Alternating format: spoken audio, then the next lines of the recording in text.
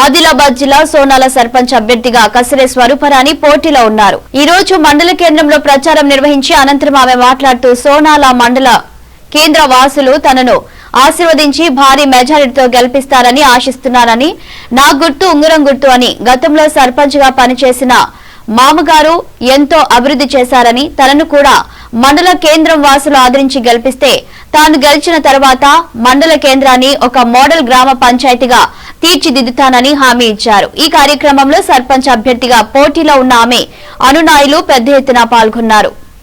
తెలియజేయనది ఏమనగా, నేను అనగా కసిరే స్వరూపరాణి వైఫ్ ఆఫ్ పోతన్న అని నేను సోనాల గ్రామ ప్రజలకు నమస్కరించి తెలియజేయనది ఏమనగా, గ్రామ సర్పంచ్గా నామినేషన్ వేయడం జరిగింది.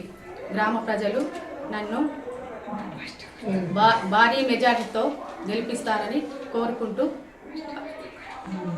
ఉంగరం గుర్తుకు ఓటేసి గెలిపిస్తారని భారీ మెజారిటీతో గెలిపిస్తారని కోరుకుంటూ స్వర్గీయులు మా మామయ్య కసిరి చిన్నయ్య బాటలో నడుద్దామని కోరుకుంటూ ఆయన చేసిన సేవలు, మా మామయ్య చేసినటువంటి అభివృద్ధిని నేను కొనసాగిస్తాను. అదేవిధంగా మా మామయ్య చేసిన పనులు, హై స్కూల్ భవనాన్ని నిర్మించారు. అదేవిధంగా 200 ప్లాట్లు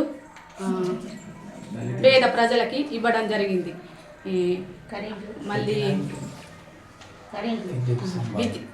విద్యుత్ స్తంభాలు వేయించడం జరిగింది. సబ్ స్టేషన్ మరియు నేను కొనసాగుతానని, అభివృద్ధి చేస్తానని హామీ ఇస్తున్నాను.